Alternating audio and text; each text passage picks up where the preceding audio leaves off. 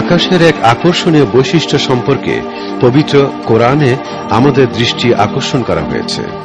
বলা হয়েছে, আমি আকাশ সৃষ্টি করেছি, আমি আকাশ ও তার পথ সংরক্ষণ করেছি, তবু তা আমাদের দৃষ্টি থেকে এড়িয়ে যায়। বিশ্ব থেকে পরিচালিত বৈজ্ঞানিক গবেষণায় আকাশের এই আকর্ষণীয় বৈশিষ্ট্যের কথা প্রমাণিত হয়েছে। পৃথিবীর পারিপার্শ্বিক পরিবেশ জীবনের অব্যাহত অস্তিত্বের জন্য একটা গুরুত্বপূর্ণ ভূমিকা পালন করে। বলা হয়েছে যে পৃথিবীর দিকে ধাবমান ছোট বড় অনেক উল্কাপিণ্ড পৃথিবীর উপর বা জীবন্ত বস্তুর উপর পতিত হওয়া থেকে ওই পৃথিবীর পরিবেশই বাধা দেয়।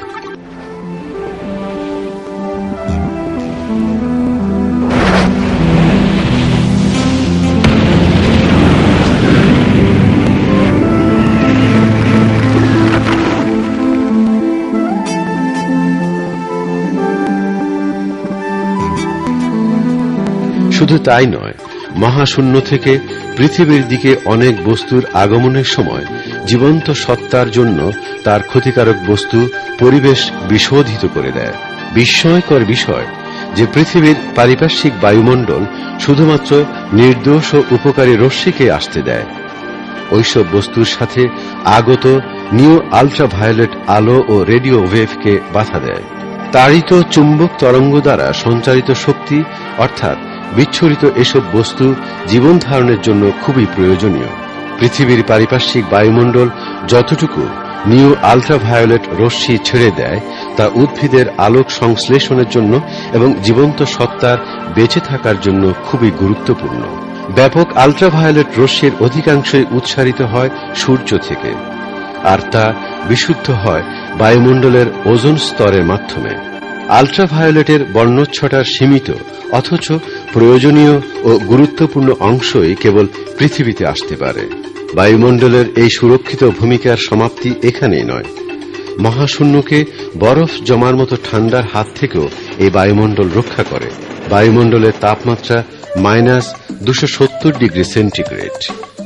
বায়ুমণ্ডল পৃথিবীকে শুধু ক্ষতিকর প্রভাব থেকে রক্ষা করে না, বায়ুমণ্ডল ছাড়াও চুম্বক শক্তির মাধ্যমে সৃষ্ট ভ্যান অ্যালান বেল নামে এক ধরনের বায়ুস্তর ক্ষতিকর রশ্মির বিরুদ্ধে ঢাল হিসেবে কাজ করে। এই রশ্মি আমাদের গ্রহের জন্য অত্যন্ত ক্ষতিকর। সূর্য ও অন্যান্য নক্ষত্র থেকে ক্রমাগতভাবে উৎসারিত এই রশ্মি জীবন্ত সত্তার জন্য ক্ষতিকর। এই রশ্মি মৃত্যুকে ডেকে আনে। বায়ুমণ্ডলে ভ্যান অ্যালেন বেলের অস্তিত্ব না থাকলে সৌরস্তরে শক্তির ব্যাপক বিস্ফোরণ পৃথিবীতে আমাদের জীবনকে ধ্বংস করে দিত।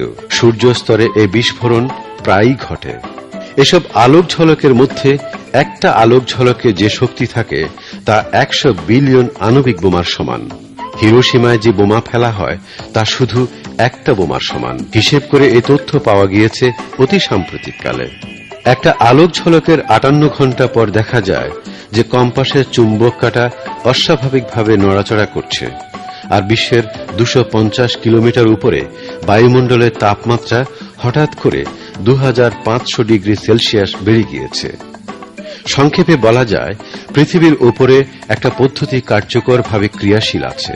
ওই পদ্ধতি আমাদের বিশ্বের চারপাশকে ঘিরে রেখেছে এবং আমাদের বাহ্যিক হুমকি থেকে রক্ষা করছে।